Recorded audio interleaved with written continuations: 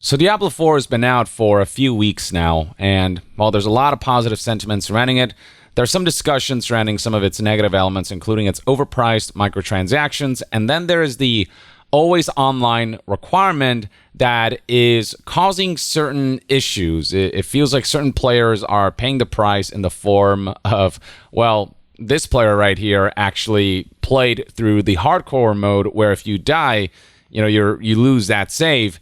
And a disconnect caused this player to die and lose that save. There's an article from PC Game Zen that summarizes this whole situation. Tragedy has struck the first player to reach Diablo 4 Hardcore level 100 as Karns Barbarian is lost to a disconnect death after 82 total hours played.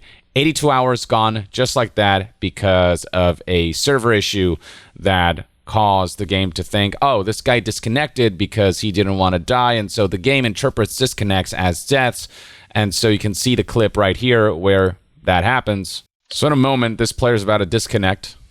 Boom. The game just freezes. I'm fucking... Are you kidding me? And rightfully, Karn is frustrated. And you can tell the stream is still going, so it's not on his end. It was very much on Diablo 4 server's end, which were kind of shaky and rocky. And the result of this was that he lost that run, because it is hardcore mode. If you're going to include a hardcore mode, having an online connection requirement where if you disconnect, it's considered a death, just seems like a terrible idea, especially during launch when servers are so shaky. This is a player who was trying to become the first player to reach level 100 in hardcore mode, and so that was something that could have potentially been compromised. Fortunately, despite that unfortunate occurrence, Blizzard did acknowledge that Karn was the first to reach a level 100 on hardcore mode. But with this disconnect, Karn lost more than just a character. He lost a bunch of great and rare gear, and that's the stuff that he cared about. I don't care about my level 100, I care about my gear, which has all gone into the ether. That's 82 hours worth of grind that has resulted in some pretty good gear that has been lost because of issues on Blizzard's end, because of the way this game was designed to be online only, and because of the way a disconnect results in death in hardcore mode. And so this was just not well thought out. And the player here paid for this model and for the server shakiness. But this online-only requirement doesn't just have the potential to negatively impact those who are playing through hardcore mode, but players across the board, when servers are shaky, just are unable to access the game. Back in June 8th, for example, servers for Diablo 4 went down for a lot of players, resulting in this error code that didn't allow players to enter the game in any way, shape, or form. And so Blizzard had to apologize to disgruntled players who bought this game in the hopes of playing throughout the course of the days following launch, except they were just plain and simply unable to. And here's somebody tweeting, "I hate that my option is to accept this message. Warning, there was a problem logging in, and there's no other recourse due to that online requirement. There is no offline mode implemented that allows players to at the very least engage with the game in some way before servers go back online and they're able to go into the mode where they're able to interact with players again." And I know Diablo 4 was designed to be a live service, but there's also just a plain old proper campaign that one should be able to just tackle in single-player mode, offline. Make the offline mode completely separate from the live service stuff so that you can mitigate cheaters and whatnot.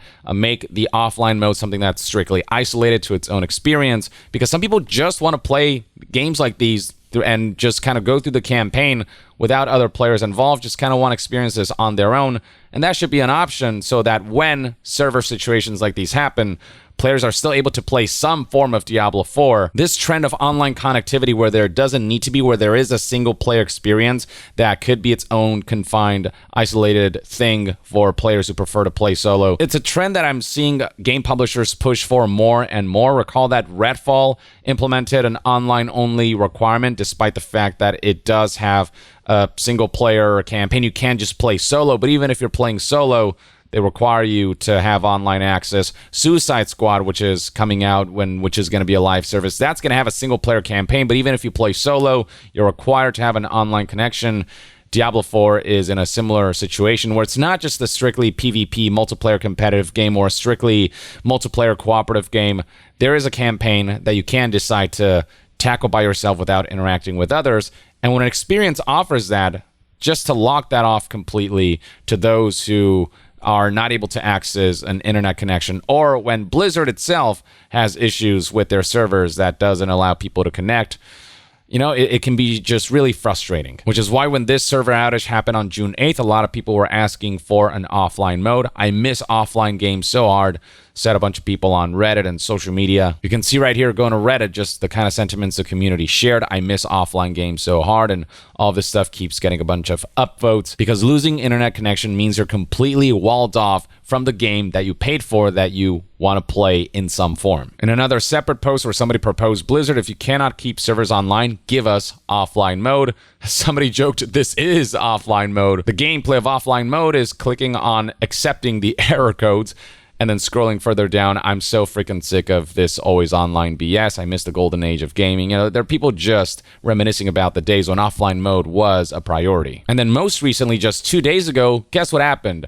Diablo 4 experienced a DDoS attack, which may result in high latency and disconnections for some players. We're actively working to mitigate this issue, reported Blizzard customer service in the Americas. And look, obviously a DDoS attack is not Blizzard's fault. It's just something that malicious entities tend to engage in. And when that does happen, you know, disruptions are just gonna be a thing. But when something like this happens, there are players who, again, completely lose access to the product that they paid for, when it shouldn't have to be that way for a game that does feature an experience that could be played single player. Looking at social media and community forums, you'll encounter situations where, you know, people have only been able to play in the week that the DDoS attack happened, and there's just no way to play the game. And once again, a bunch of people are bringing up that there should be some kind of offline mode. Plenty of people highlighting that they don't want to interact with the live service elements. This individual plays couch co-op with a partner. I don't want to be connected to a dumb server. Let me play offline so I don't have to deal with this dumb crap. Now, Blizzard did keep people updated on this DDoS attack, and eventually this issue was resolved. But the fact that one's ability to access this game is based on the whims of Blizzard servers and on the whims of just general online connectivity around you, it just makes playing the game much more of a hassle. Not to mention that portable PC gaming handhelds are becoming much more commonplace with the launch of the Steam Deck and the ROG Ally. And a lot of people would like to play games on those devices, but if you're traveling and you don't have some kind of Wi-Fi connection or 5G connection right there and then, or if your connection is shoddy, then you know, playing those games on such portable devices just becomes a nuisance or untenable. Like, I use my Asus ROG Ally a lot these days, and I just don't feel like I want to play Diablo 4 on this console or on this hardware. So it just makes me want to play the game in general less because of the hassle that the online connectivity requirement offers. You might have a free day off. You might have a free day off or something, only to find that because of a DDoS attack, you might not be able to access the game for 6+ hours that you were looking forward to engaging with the game. And for some people, it could be 12 hours. It could be, you know, it varies from person to person. It all depends on what the mood of the servers are or what the state of the servers are. These days, we're seeing entire articles written about calls for offline modes after this latest DDoS attack that rendered the game unplayable for hours for many, many players. Now, I'll be honest with you, I don't foresee Blizzard caving to their stance of Diablo 4 being online only. They didn't with Diablo 3. They're probably not going to do it with Diablo 4. I think they'd gain a lot of goodwill by doing something like this, but Blizzard really isn't known for being good at gaining goodwill or for really engaging in a way where they want to gain goodwill. A lot of their decisions as of late have been just really baffling and, just have put a bad taste in people's mouths. You can tell that there's a lot of talent within that studio when you look at a game like Diablo 4 launching and just how the core experience is good.